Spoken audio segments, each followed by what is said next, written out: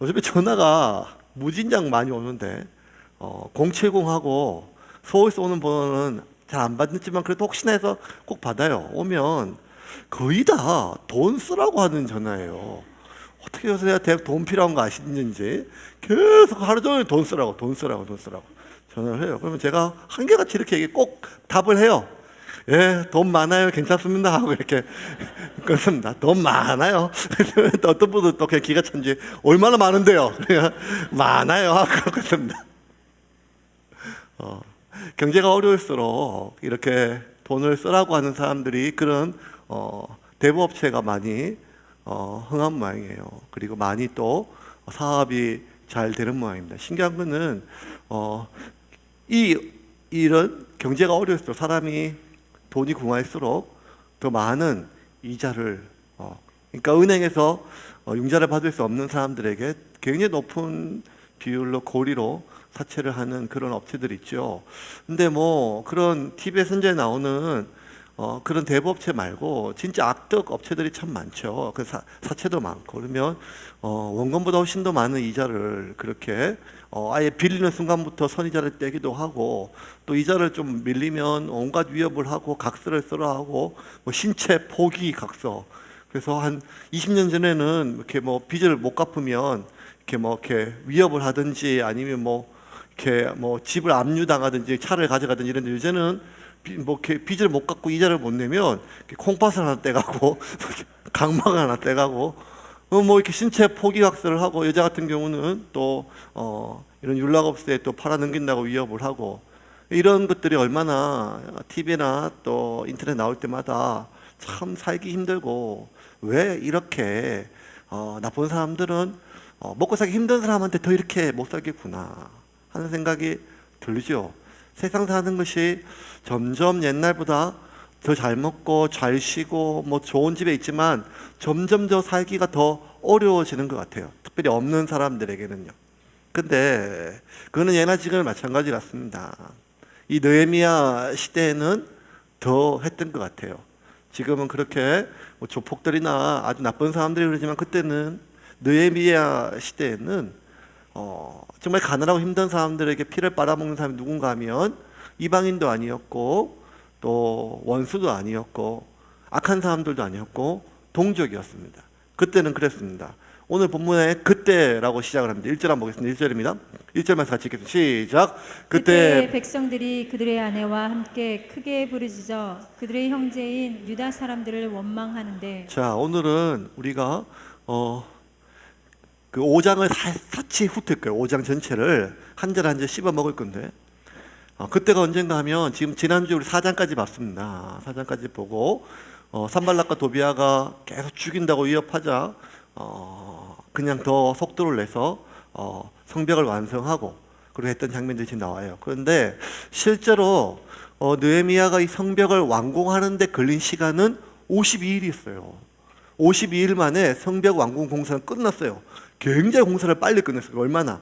그리고 지금 말한 거 4장부터 5장 사이에 마치 5장은 중간에 삽입된 것처럼 보이는 만큼 그냥 새로운 에피소드가 하나 중간에 들어가는 건 뭔가 하면 여기서 말하는 그때라고 하는 거는 그때는 뭔가 하면 4장에 벌써 성벽 완성 공사가 되고 12년이 지난 어느 시기예요. 지금 그때는.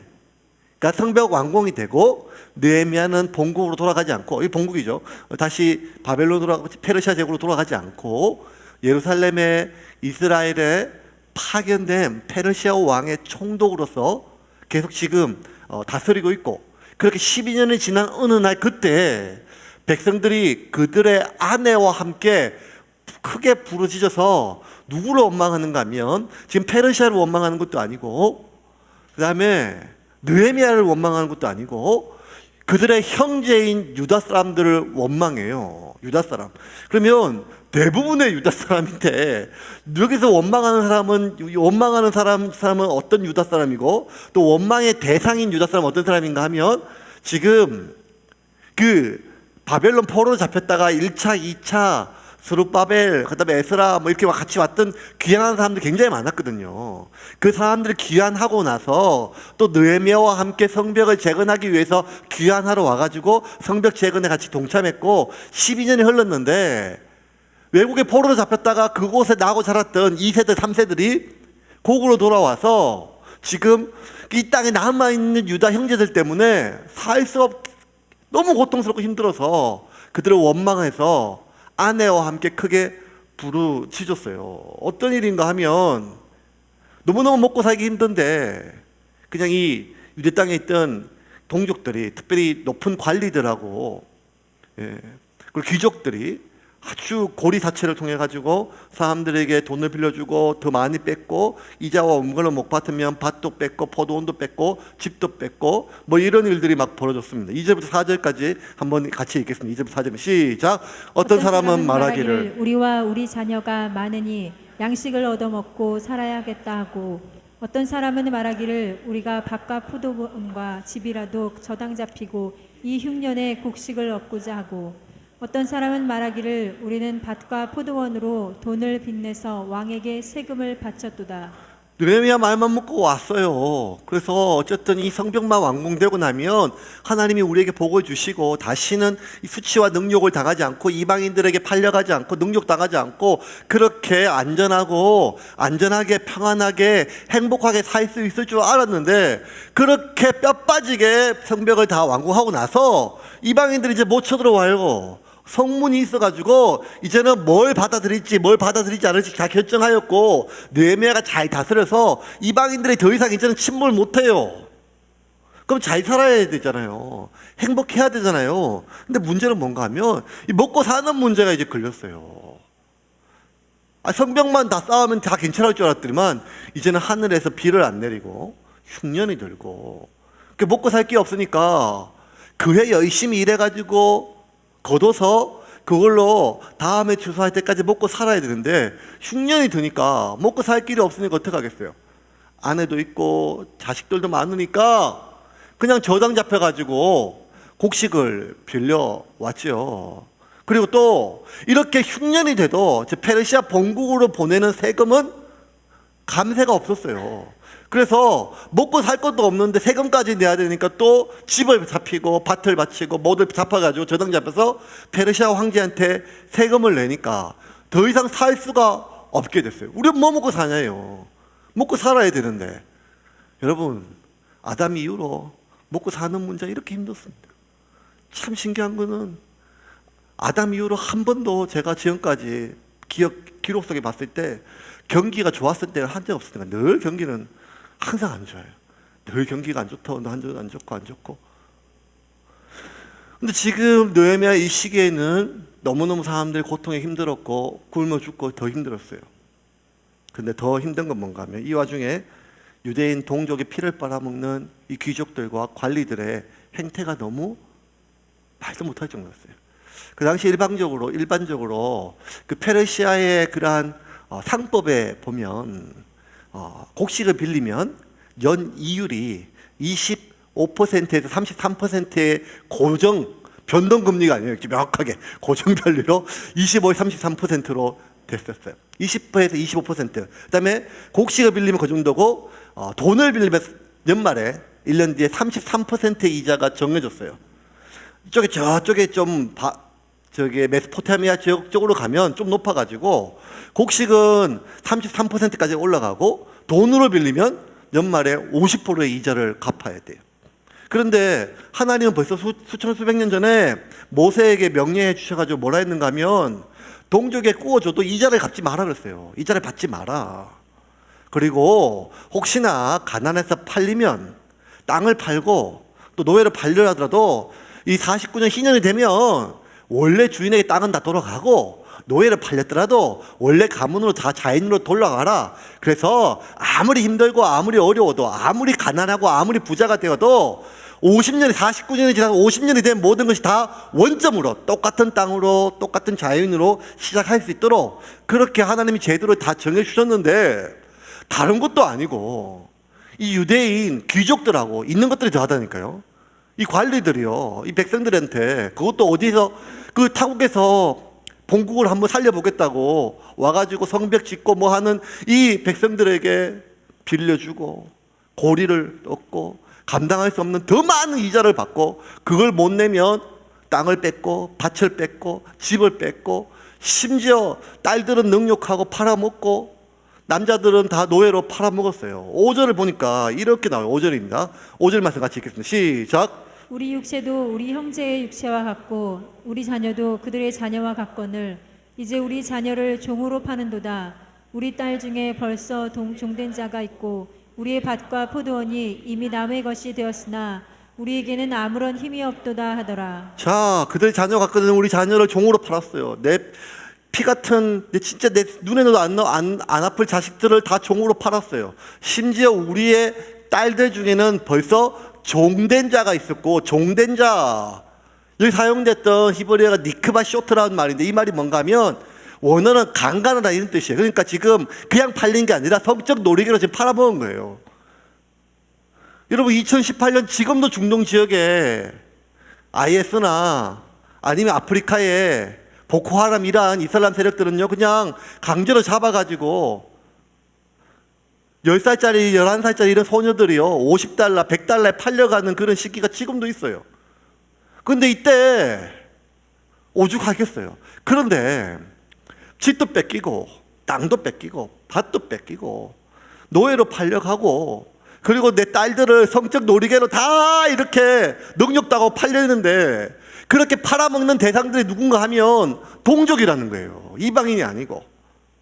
아니, 느헤미야가 바벨론에 있을 때 우리 본국에 있는 형제들이 성벽이 무너지고 성문이 불타가지고 이방인들이 쳐들어와서, 오랑캐가 쳐들어와서 우리의 아들들은 죽이고 아비들은 죽이고 우리의 딸들과 우리의 어미들은 다 능욕당하니까 우리 돌아가서 그 성벽을 재건하자, 성문을 다시 재건하자, 이렇게 와가지고 죽기 살기로 와서 성벽 재건에 동참하고 어쨌든 민족의 부흥을 위해서 살아보려고 했던 이 돌아왔던 귀환했던 유대인들이 누구한테 이렇게 능욕을 당하는가 하면 남아있던 유대인들, 그것도 귀족들과 돈 가진 관리들이에요.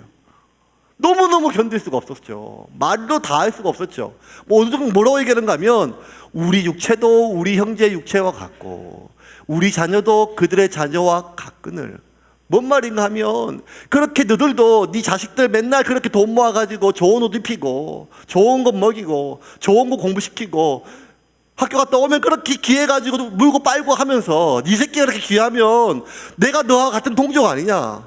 그런데 왜 내 새끼는 팔아서 노예로 놀이개로 저렇게 능욕하고 할 수가 있냐. 아니, 이방인도 아니고 동족이 어떻게 이렇게 할 수 있냐. 막 그냥 피 맺힌 절규들이 막 그들에게 막 나왔어요. 이걸 다 들으니까 느헤미야가 견딜 수가 없었어요. 아니, 어떻게 이런 일이 있었지. 그래서 6절에 분노했어요. 6절에 같이 읽겠습니다. 시작. 내가 백성의 부르짖음과 이런 말을 듣고 크게 노하였으나. 뭐 이런 얘기들을 이 정도로 심한 줄은 느헤미야가 몰랐던 것 같아요. 근데 자세하게 실상을 들어보니까 이거는 말이 안 되는 상황이에요. 그래서 크게 분노했던 이 단어는 어디 쓰는가 하면 산발락과 도비야가 다 죽인다고 위협하고 능욕했을 때 그때 가졌던 동일한 단어예요. 그 분노를 견딜 수가 없었어요. 너무너무 화가 나고 견딜 수 없고 가슴이 아프고 썰이 아파서. 왜냐면 자기들 데려온 귀한한 사람들이잖아요.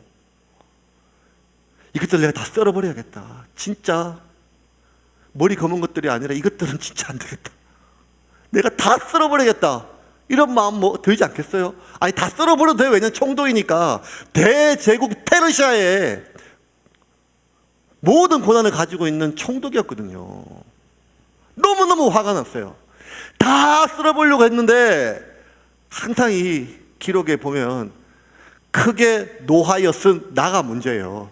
크게 노하여 이랬으면 이제 시원하게 지금 사이다 같은 이 귀족들 다 잡고 그냥 다 뺏고 너도 한번 당해봐라 해가지고 막 그냥 그랬을 건데, 노하였으나 하고 7절에 느헤미야가 이렇게 얘기를 합니다. 7절을 같이 읽겠습니다. 시작. 깊이 생각하고 귀족들과 민장들을 꾸짖어 그들에게 이르기를 너희가 각기 형제에게 높은 이자를 취하는도다 하고 대회를 열고 그들을 쳐서. 깊이 생각하면 안 되는데 깊이 생각했어요. 느헤미야가 너무 신중해가지고.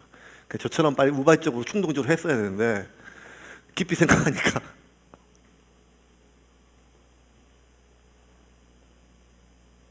징계가 심판을 위한 징계가 아니라 회복을 위한 징계여야 된다는 거죠.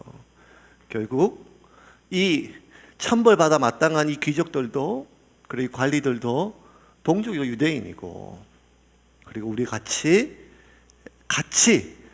나라를 세우고 민족을 세워야 되는데, 그래서 깊이 있게 생각하였습니다. 여러분, 이게 참 중요합니다.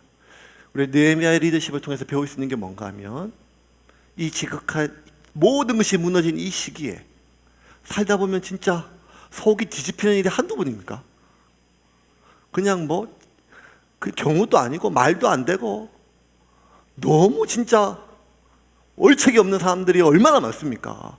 다 어디 있습니까? 옆에 보세요. 옆에 있잖아요. 다 옆에. 앞뒤로 지금. 집에 같이 살기도 하고, 같은 교회에 있기도 하고, 직장 카페 앞에 앉아 있기도 하고, 온 사방에 폭탄입니다. 너무너무 화가 나서 홧김에 이혼을 하고, 너무너무 화가 나서 홧김에 사표를 쓰고, 너무너무 화가 나서 1년 만에 추석이라고 벌초하러 형제들이 만나가지고 홧김에 형제가 형제를 죽이고 불을 지르고 하는 것들이 지금 이 순간에도 우리 주변에 얼마나 많이 일어나고 있습니까? 화가 나지요. 너무 얼척이 없죠. 경우가 없죠. 사람을 어떻게 보고 너무 무시당하고 모욕당하고 경멸당하고 가만히 있으면 그냥 병 걸려 죽을 것처럼 견딜 수 없을 만큼의 말들과 눈빛과 모욕과 그런 대접들이 얼마나 많으면 2018년 대한민국 인터넷에서 제일 많이 나왔던 단어가 갑질이란 단어예요. 갑질. 땅콩 안 준다고 안 까줬다고 막 성질을 내고,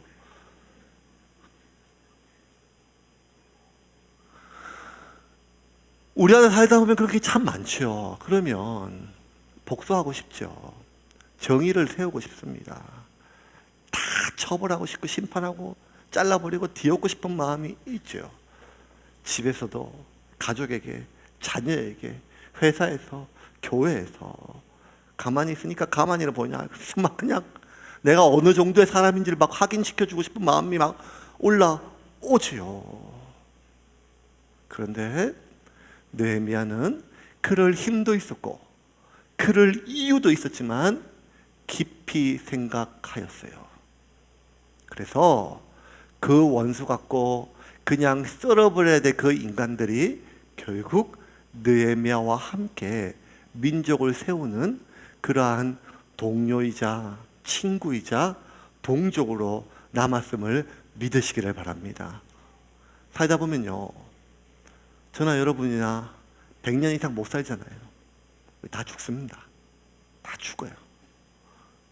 죽음을 생각하면 용서 못할 일이 없지요.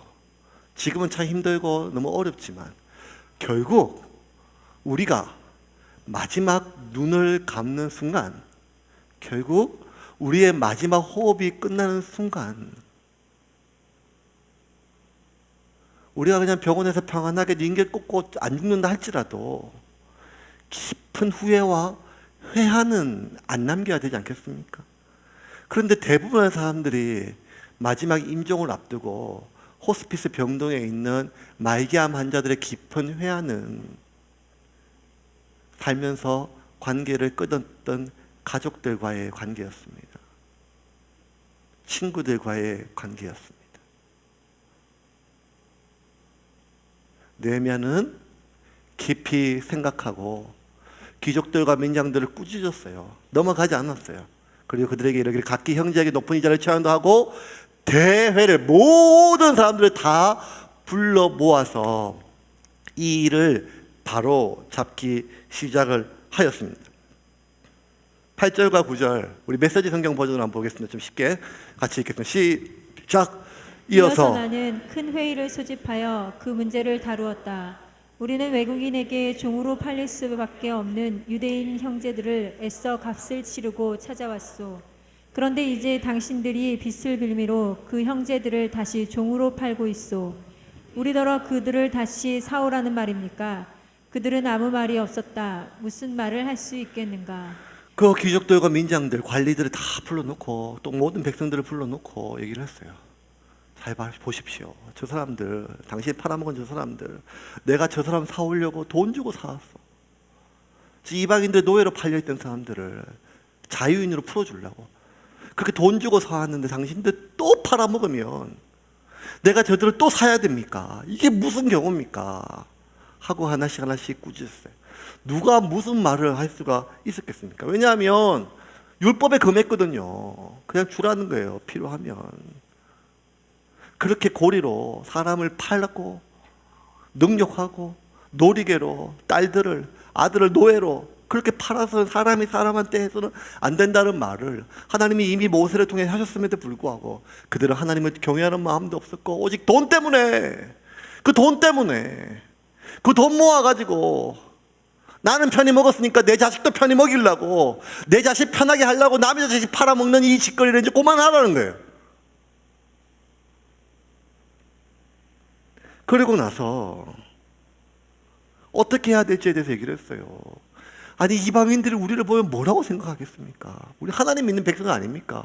우리 예수 믿는 사람 아닙니까? 우리 교인 아닙니까? 그런데 이방인보다 세상보다 더 일 못하게 이렇게 돈 때문에 형제가 형제를 이렇게 팔아먹고 죽이려고 하고 욕하는 이렇게 한다면 어떻게 우리 안에 하나님을 경외하는 마음이 있다고 하겠습니까? 막 얘기를 했어요. 아무 말도 못했어요.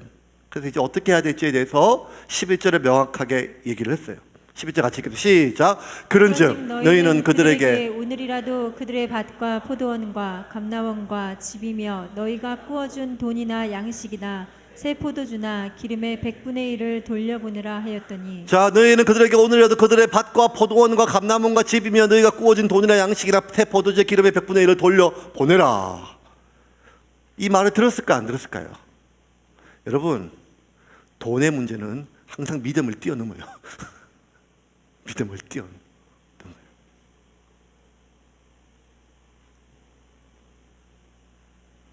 아니 아직 이자는 고사하고 원금이라도 갚아야 주지요. 뭐 이런 말 할 수 있지 않겠습니까? 그런데 신기한 일이 벌어졌어요. 12절에 이 사람들이 다 그렇게 돌려주었어요. 12절 보겠습니다. 12절 말씀 시작. 그들이 말하기를 우리가 당신의 말씀대로 행하여 돌려보내고 그들에게서 아무것도 요구하지 아니하리다 하기로 내가 제사장들을 불러 그들에게 그 말대로 행하겠다고 맹세하게 하고 신기한 일이 벌어졌어요. 우리가 당신의 말씀대로 행하여 돌려보내고 그들에게 아무것도 요구하지 아니하리라. 어떻게 이런 일이 벌어졌을까요? 뉘우치고 그러니까 뭐 느헤미야 당신 말 들어보니까 우리가 잘못했네요. 내가 잘못했다. 그래 뭐 돈이 뭐 중요하겠냐. 다시 돌려주자. 이랬을까요? 여러분 그 정도의 인격이라면 애당초 이 인간들이 어떤 인간이에요? 돈 몇 푼 더 벌자고 지도 딸 키우는 입장인데 다른 딸을 빼앗가지고 다창까지 팔아먹는 인간들이거든요. 지도 아들을 키우는 인간인데 아들을 빼앗가지고 먼 나라 이방인들에게 노예로 팔아먹는 인간이거든요. 돈 몇 푼 때문에. 그것도 못 빼어먹은 수전노가 아니라 귀족들이고 관리들이고 민장들이었어요. 지도계층이었어요. 체계교육은 다 받은 엘리트들인데 법을 가장해서 합법적으로 그렇게 사람을 죽이고 빼앗고 능욕하고 살 수가 없게 만들어 놓고 애시당초 그런 양심이 있었으면 애시당초 그렇게 돈이 중요한 사람이 아니었으면 그런 짓을 안 하죠. 하더라도 이렇게 인간에게 할 수 없는 짓까지는 안 하죠. 그런데 이 인간들은 이미 인간이 인간에게 해서는 사람이 사람에게 해서는 동족이 동족에게 해서는 안 될 일을 이미 하고 있던 사람들인데 왜? 그만큼 돈이 중요하기 때문에 율법을 알았거든요. 배웠거든요. 하지만 하나님 말씀보다 성경 말씀보다 교회에서 가르친 믿음보다 교회는 교회고 믿음은 믿음이고 신앙은 신앙이고 종교는 종교고 돈은 돈이고 이게 철저하게 분리되는 사람들이거든요. 근데 어떻게 느헤미야 불러가지고 말 한마디 했다고 백성들 앞에서 그냥 망신을 줬다고? 느헤미야가 망신을 안 줘도 백성들은 다 알았어요. 아니 느헤미야가 제일 나중에 알았잖아요. 이미 백성들이 견딜 수 없어가지고 그냥 막 아내하고 모든 백성들이 들고 일어나가지고 청와대에 항소하듯이 이런 일들이 있을 때 왜 이들이 아무 말도 하지 않고 아무것도 바라지 않고 그대로 하겠다고 맹세를 했을까요? 느헤미야가 가지고 있는 권한 때문에, 힘 때문에, 총독이라서? 아니요. 느헤미야의 말에 순종할 수 있었던 가장 큰 것은 느헤미야가 가진 권한이나 느헤미야가 가진 능력 때문이 아니라 느헤미야의 삶 때문이었어요. 왜냐하면 지난 12년간 느헤미야는 총독으로 파견되었을 때 단 한 달도 월급을 받지를 않았어요. 왜냐하면 느헤미야 이전에 있던 모든 총독들은 자기의 월급을 백성들에게 세금으로 거두었어요. 얼마 정도 거두는가 하면 은 40세겔, 한 500g 하루에. 그럼 한 달이면 15kg, 적은 돈이 아니에요. 1년에 180kg의 은을 거두었어요. 세금으로. 그러면 지금 이 백성들은 흉년에 들어서 먹을 것도 없는데 저당 잡혔는데 페르시아한테도 세금을 내야 되고 또 총독의 월급으로 그만큼의 돈을 내니까 어떻게 해요? 그러니까 느헤미야가 보니까 형편이 너무 어려우니까 이 사람들 한 번도 내가 월급을 받아먹고도 거두지도 않았어요. 오히려 백성들 먹이고 이 관리들하고 귀족들이 또 백성들에게 삥 뜯을까 봐 그 사람들까지 같이 먹였어요. 그러면서 14절부터 16절까지 자기가 지금 살았던 모든 삶을 얘기하고 있어요. 14절부터 16절입니다. 시작. 또한 유대 땅 총독으로 세움을 받은 때 곧 아닥사스다 왕 제20년부터 제32년까지 12년 동안은 나와 내 형제들이 총독의 녹을 먹지 아니하였노라. 나보다 먼저 있었던 총독들은 백성에게서 양식과 포도주와 또 은 40세겔을 그들에게서 빼앗았고 또한 그들의 종자들도 백성을 압제하였으나 나는 하나님을 경외함으로 이같이 행하지 아니하고 도리어 이 성벽 공사에 힘을 다하며 땅을 사지 아니하였고 내 모든 종자들도 모여서 일을 하였으며. 아니 자기도 먹고 살아야 되는데 하나도 안 그래요. 왜냐하면 백성들이 너무 중해서, 아니 너무너무 지금 세금과 생활고가 중해서 또 무거운 짐을 주고 싶지 않다는 거예요. 느헤미야 이 본문을 제가 괜히 정해가지고 이걸 오늘 설교 준비하면서 저 이번 달 보너스 받았거든요, 교회에서. 이 불경기에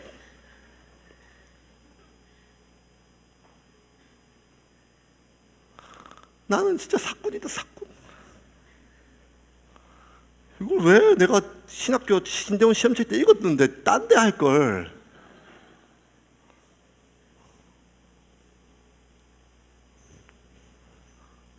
처음에 1, 2년은 백성들의 마음을 얻기 위해 살 수는 있어요.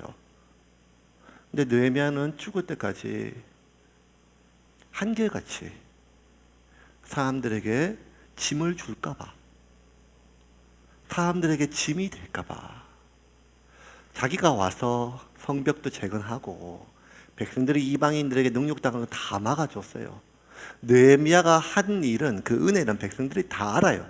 보통 이 정도로 먹고 살기 힘들고 자기 처자식이 잡혀가면 최고 통치자 나라님한테 원망이 갈만 하잖아요. 총독은 뭐 하냐? 근데 아무도 느헤미야는 원망하지 않고 동족만, 그 귀족들하고 관리들만 원망을 한 걸 보면 느헤미야가 어떻게 살았는지는 그 예루살렘에 있는 모든 사람들이 다 알았던 거예요. 12년을 한결같이 느헤미야는 단 한 톨도 백성들에게 짐을 지어주지 않고 오히려 반대로 이 관리들하고 이 귀족들이 백성들 삐둥을 뜯어먹었으니까 지금까지, 그럴까봐 오히려 매일 150명을 불러가지고 자기가 먹였어요. 소 잡고 양 6마리 잡고 짐승 많이 잡아가지고 얼마나 많이 먹는지. 여러분 진짜 작년만 해도 20kg 한번 사면 저희가 2주 밥 먹었는데 한 달 밥 먹어요. 3달. 이제는 한 주에 20kg 먹어요. 세움교회는 메뚜기처럼 먹습니다. 그래서 내년부터 이름을 메뚜기 교회로 바꿔야 되겠습니다. 얼마나 좋은지 모르겠어요. 기분이. 왜냐하면 쌀이 제일 싸거든, 쌀이. 느헤미야는 그렇게 사람들을 먹이고 입히고 조금도 짐을 지우지 않았어요. 그러니 느헤미야가 했던 말 때문에, 느헤미야가 가지고 있는 권위 때문에, 느헤미야가 가지고 있는 총독이라고 하는 지위 때문에, 느헤미야 총독 뒤에 페르시아 제국의 권력 때문에, 군사 때문에 이 귀족들과 그리고 관리들이 느헤미야의 말을 듣고 모든 것을 값없이 내어준 것이 아니라 지난 12년 동안 느헤미야가 살았던 삶 때문에 그의 말에 다 순종하였음을 믿으시기를 바랍니다. 그러면 말의 권위는 그 사람이 가지고 있는 지위에 있는 것이 아니라 그 사람의 삶에 있는 것입니다. 목사의 설교의 은혜는 말의 재주에 달려있는 것이 아니라 옆에서 지켜보는 삶의 실체에 달려있는 것이고, 이 땅에 있는 성도들의 말의 권위는 우리가 입으로 고백하는 신앙 고백에 있는 것이 아니라 일상의 삶에서 우리가 만나는 내 옆에, 내 밑에 나와 함께 있는 수많은 사람들과 더불어 사는 삶을 통해서 권위가 나타나는 것이지, 내가 무엇을 믿는다고, 내가 무엇을 확신한다고, 내가 무엇을 신뢰한다고, 그래서 내가 어떤 복을 받았다고 그게 있는 것이 아님을 느헤미야는 우리에게 온몸을 통해서 지금 보여주고 있는 거지요. 저는 너무 이해가 안 됐어요. 아니 이렇게 살았네. 이게 얼마나 어려운 거를. 물론 제가 또 삐뚤어진 생각으로 이렇게 생각을 했어요. 나는 월급을 받았는데 지는 월급 안 받아보니까 재산이 많았는 값지 뭐. 12년을 뭐냐 월급 한 푼 없이 살았으면 엄청 뭐 바벨에서 가져왔는 갑다. 이렇게 생각을.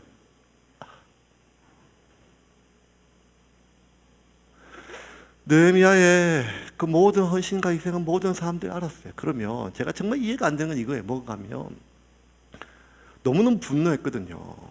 자기가 느헤미야 이렇게 살았으면 모든 사람이 뭔가 하면 백성들한테 한 톨이라도 그 어깨에 짐을 안 지우려고 했었는데 더 무거운 짐이 아니라 팔아먹었던 이 사실을 들었을 때 얼마나 분노했어요. 그러면 그 모든 백성들 모아놓고 그 귀족들하고 관리들 앞에서 꾸짖을 때, 야, 내가 이론 한 장 받는 거 봤냐?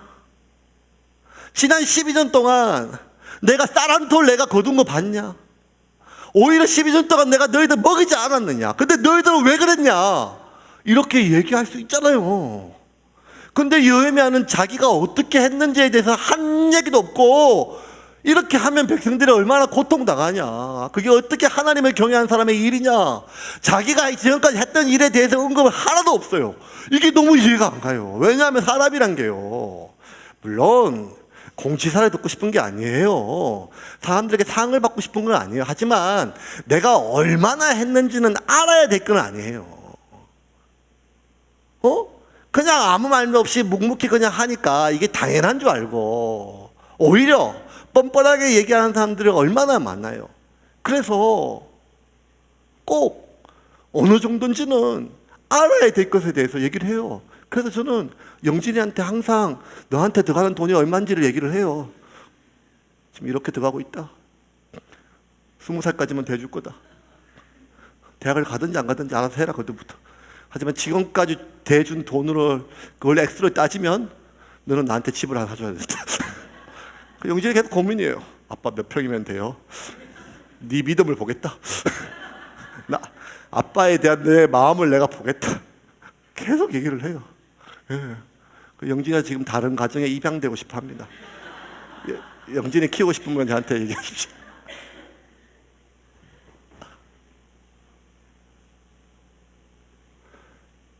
인간의 가장 원초적이고 본능적인, 정말 이기적이라 할 수 있는 것이 뭔가 하면 내리사랑이잖아요. 지 새끼 안 이쁜 사람이 어디 있어요? 그거 희생이 아니고 즐거움이거든요.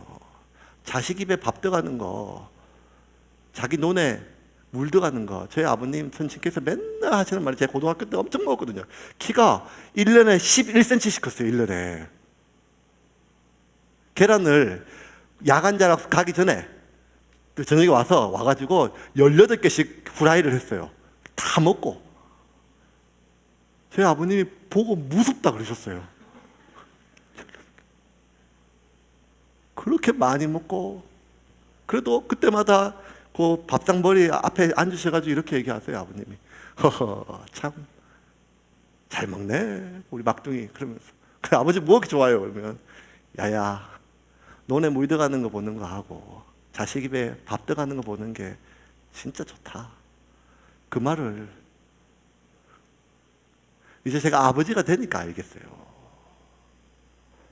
그거 희생이 아니고 본능이고 기쁨이거든요.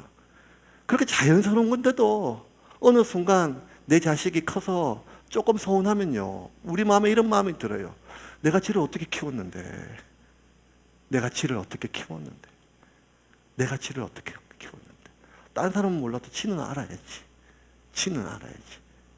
내가 매달 얼마씩 돈 달라는 것도 아니고, 나한테 집을 사달라는 것도 아니고, 적어도 내가 지를 어떻게 키웠는지는 기억은 해야 될 거 아니야 하는 마음이 인간의 마음 아니겠습니까? 누구한테?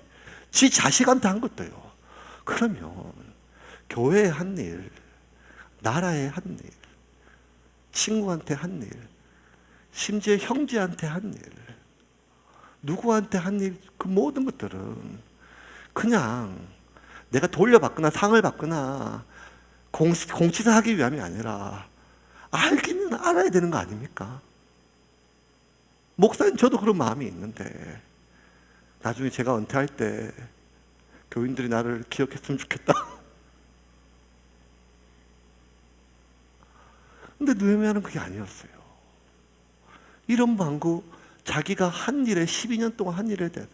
그럼 지금 이 말은 뭔 말인가 하면 백성들에게 모아놓고 민장으로 하는 게 아니라 하나님 앞에 하는 독백이었어요. 지난 12년 동안 자기가 어떻게 했는지를 하나님 앞에, 히브리 원문을 보면 14절까지, 13절까지는 그냥 그 백성한테는 문어체고 구어체고, 지금 이건 독백이 하나님께 하는 말이에요. 19절에 다 하나님께 독백을 하고 느헤미야가 처음으로 기도해요. 사실 느헤미야 기도를 많이 했는데 제가 처음으로 했던 기도가 오늘 19절 본문에 읽었던 말씀인데, 그게 뭔가 하면 느헤미야 1장부터 5장까지 느헤미야의 기도가 총 4번 나오는데 1장 11절에 뭐 나오는가 하면 자기 동족 하나니의 동생을 통해서 성문이 불타고 성벽이 무너졌다는 얘기 듣고 하나님 앞에 하나님 도와주십시오. 제가 왕에게 얘기하겠습니다 하고, 왕 앞에서 안색이 안 좋으니까 왕이 물어보니까 그때 우리가 하는 건 화살기도, 하나님 지금 왕의 마음을 만져주십시오. 제가 돌아갈 수 있게 해주십시오. 그때 한 번 또 나와요. 1장에 2번 나와요. 그리고 4장 4절 5절에 산발락과 도비아가 하도 죽인다고 하니까 너무너무 화가 나서 하나님 저것들 한 일을 다 기억하십시오. 그냥 내두지 마십시오. 하나님께 그렇게 기도해요. 그리고 오늘 4번째 기도가 나오는데 신기한 거는 느헤미야의 4번의 기도 중에 유일하게 오늘 5장 19절이 자신을 위한 기도예요. 하나님 이야기를 듣고 수일을 금식하고 통곡하고 기도했을 때 자기를 위한 기도가 아니었어요. 동족을 위한, 민족을 위한 기도였어요. 왕 앞에서 화살 기도했을 때도 자기를 위한 기도가 아니에요. 동족을 위한 기도였어요. 너무너무 억울하고 원통해서 했을 때도 동족을 위한 기도였어요. 그런데 느헤미야가 처음으로, 이 사람 기도의 사람이에요. 기도의 사람. 그 왕 앞에서 왕이 물어보는 절대 절명의 순간에도 화살 기도할 만큼 항상 기도하는 사람이에요. 그렇게 늘 기도하는 사람이 자기를 위해 처음 기도했어요. 처음 기도하는 그 기도 내용이 뭔지 보세요. 오늘 읽었던 말씀 19절입니다. 같이 읽겠습니다. 19절 말씀 시작. 네, 하나님이여, 내가 이 백성을 위하여 행한 모든 일을 기억하사 내게 은혜를 베푸시옵소서. 저는 이렇게 기도할 것 같아요. 하나님, 세움교회에 있는 모든 성도들이 제가 한 일을 기억하게 하옵소서.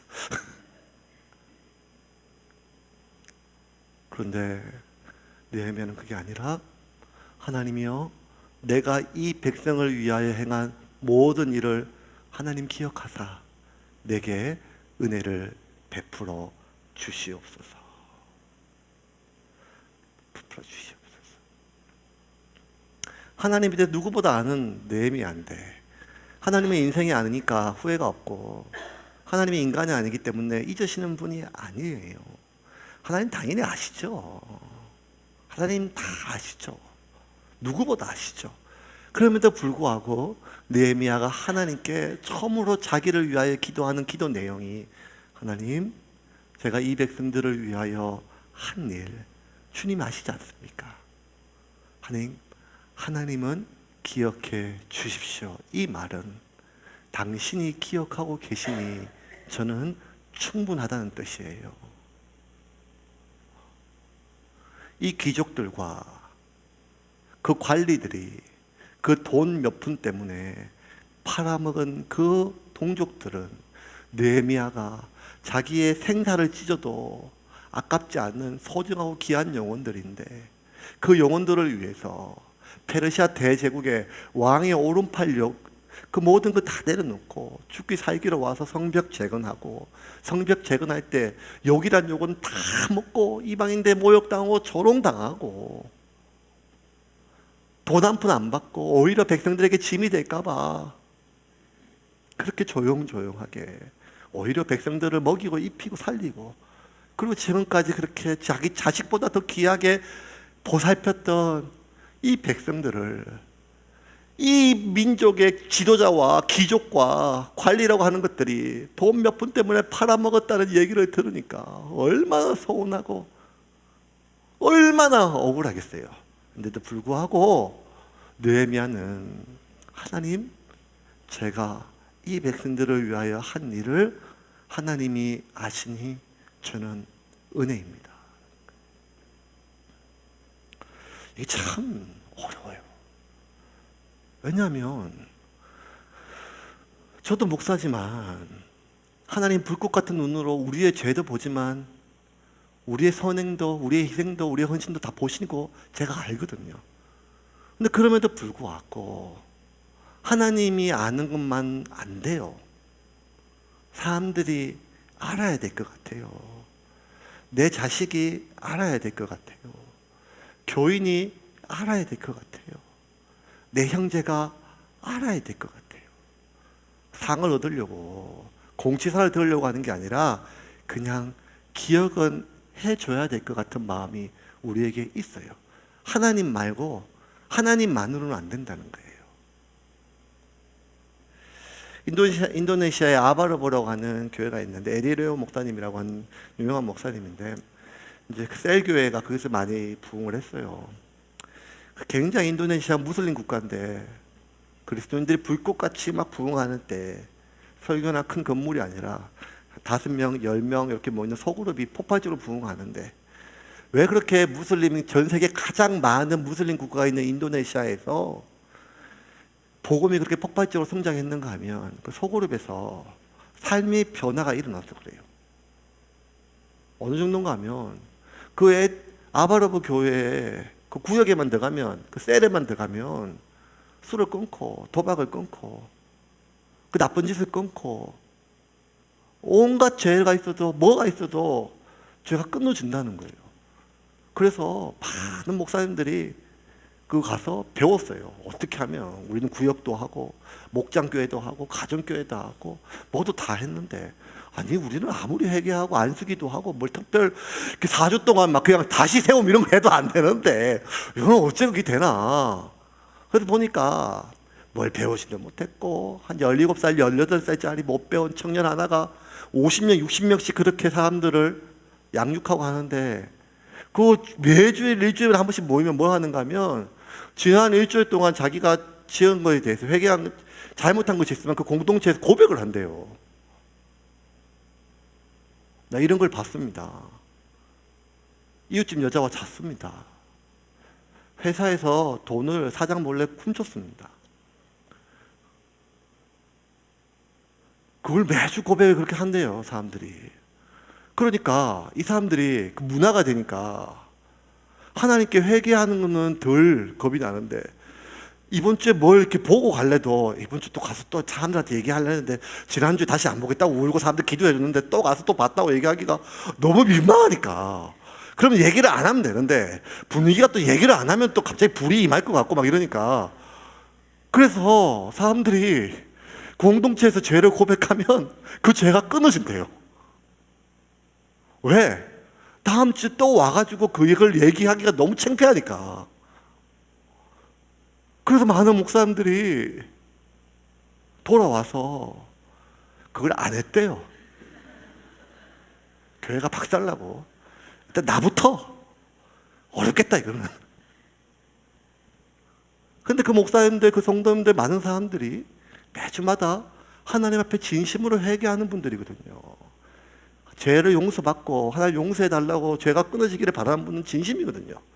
그런데 왜 우리는 하나님 앞에 회개하는 것에 대해서 가슴을 치고 회개하지만 정말 수치스러운 거는 사람한테 얘기할 때 수치스럽다는 거예요. 이건 뭐 좀 잘못된 거 아닙니까? 하나님 불 것 같은 눈이고 하나님 정말 경외해야 하고 하나님이 정말 두려워한다면 누구 사람이 아니라 하나님이 아실까 봐 두려워해야 되는 게 맞잖아요. 그런데 왜 우리들은 사울처럼 하나님께서 사무엘을 보낼 테니 제사 지내라고 했는데도 불구하고 사무엘이 늦게 오니까 자기가 먼저 제사 지내고 하나님이 내가 너 왕 삼은 걸 후회한다 얘기하니 그 말을 듣고도 일단은 그냥 사무엘 선지자여 나와 함께 가서 제사를 지내 주십시오. 그래야 저 백성들 앞에서 제 체면이 섭니다. 이스라엘에서 가장 겸손했던 사울 왕도 하나님이 지금 너 왕 삼은 걸 후회했다는 그 말을 듣고도 온통 머릿속에는 이 백성들에게 장로들이 나를 어떻게 생각할지 거기에 마음이 쏠려서, 그러니까 우리는 하나님이 아시는 게 창피하고 두렵기보다 사람들이 아는 게 더 창피하고 두렵단 말이에요. 그래서 우리는 내가 헌신하고 희생한 것도 하나님이 알아주는 것보다 사람들이 알아주는 게 더 효과가 있단 말이에요. 이게 인간의, 우리의, 저의 마음이거든요. 그런데 느헤미야는 아니었어요. 도대체 느헤미야에게 하나님은 어떤 분이기에, 느헤미야에게 있어서 하나님을 향한 기도는 무엇이기에, 그의 신앙은 무엇이기에 느헤미야는 사람이 아니라 오직 하나님만 기억해 주시기를 바랄까요? 말씀을 좀 정리하겠습니다. 2015년 11월 21일 저 전라도 소록도에 한센병 나병 환자들 돌보는 병원에 한 작은 숙소에 편지 한 장이 남겨주고 간호사 2명이 사라졌어요. 그 간호사는 마리안느 스테그와 마가렛 피사라고 하는 오스트리아에서 왔던 2명의 수녀였어요.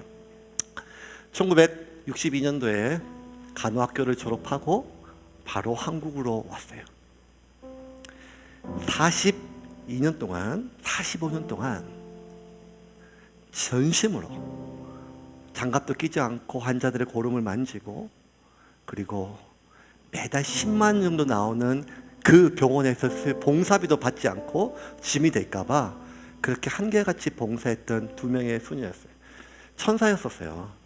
모든 사람들이 어느 정도인가 하면, 얼마나 사람들에게 패키지를 싫어하는가 하면, 옷도 돌아가신 분의 옷 중에 좀 성한 게 있으면 다 기워가지고 그렇게 45년 동안 입었대요.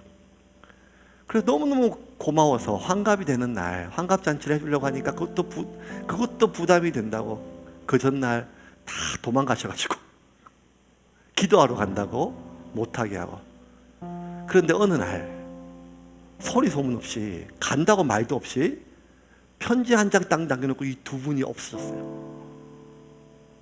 그래서 그 편지 내용에 이렇게 있었어요. 그 중간에 제가 그대로 읽을게요. 이분들 한국말을 잘하고 오스트리아 말을 잊어버리고 거의 말을 전라도 사투리만 한대요. 20대에 와서 45년을 지냈으니까 오스트리아 말을 한 번도 안 써볼 일이 없으니까. 근데 편지에 이렇게 썼대요. 나이가 들어 이제 제대로 일을 할 수 없게 되어 떠납니다. 한참 번 내용이 좀 있고 그 마지막 구절에 이렇게 적혔대요. 혹시나 저희의 부족함으로 마음 아프게 해드렸던 일이 있었다면 부디 용서해 주시기를 바랍니다. 아무도 몰랐어요. 그리고 고국으로 갔어요. 나이가 들어서 사람들에게 짐이 될까봐 그 뭐 템식 하나 없이 편지 하나 남겨놓고 갔대요. 나중에 알고 보니까 왜 갔는가 하면 2분 중에 한 분이 대장암에 걸려서 이제 돌아가실 것 같으니까 환자들에게 짐이 될까 봐 자기는 45년 동안 그 모든 죽음을 다 처리해주고,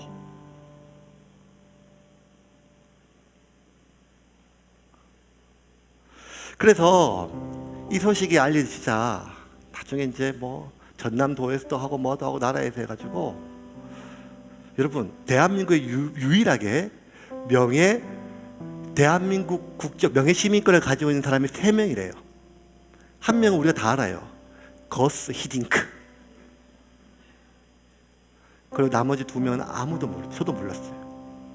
한 명은 마리안느 스테그와 마가렛 피사. 이 사람은 나라에서 명예 시민증을 주었어요. 그렇게 마지막 짐이 될까봐 자기의 죽음조차도 알리지 않고 떠났던 사람인데 나라에서 부랴부랴 노벨 평화상 추수한다고 막 찾아가고 난리야. 그게 뭐 필요하겠어요. 그래서 뭐 인터뷰 따고 하려고 했는데 기가 막힌 거야. 한 명은 대장암으로 이제 돌아가시려고 하고, 한 분은 치매가 걸려서 자기가 뭔 일을 했는지를 기억을 못해요. 꽃다운 나이에 와서 자기가 썼던 모국어도 잊어버릴 만큼 그렇게 이름도 들어보지 못했던 문둥병 환자들을 위해서 장갑도 끼지 않고 그들의 죽은 분의 옷을 입고 45년을 헌신해놓고 자기가 어떤 일을 한지 기억도 못한 채 오직 짐이 될까봐 넘어와 있는 이 사람들, 대한민국 국민들이 아무도 히딩크를 알지만 이 2 사람은 이름도 기억 못하고 설교를 준비하는 저도 글씨를 봐야 아리안느 스테그, 마가렛 피사 기억할 이 2 사람, 하나님은 기억하지 않겠습니까? 교리를 떠나서 이 사람이 했던 일에 대해서는 하나님은 기억하지 않겠습니까? 마지막 사람들에게 짐이 되고 싶지 않아서 떠났던 이분들이, 저는 이제 점점 힘들어졌어요. 목회하기가. 이제 저도 이제 은퇴할 때 퇴직금도 좀 받고 우리 선배 목사님도 했던 것처럼 전별금도 좀 받고 그렇게 살아야 되는데, 이런 설교를 하니까 저도 어느 날 은퇴하기 전날 조용히 사라져야 될 것 같은 마음이 드니까 왜 이 설교를 준비했는지도 모르겠고 마음이 어렵습니다. 어떻게 가능할까요? 어떻게 가능할까요? 이분들이 썼던 일기에서 저는 충격을 받았습니다. 하나님이 나를 위하여 하나밖에 없는 아들을 죽이신 것을 나는 기억하고 있다.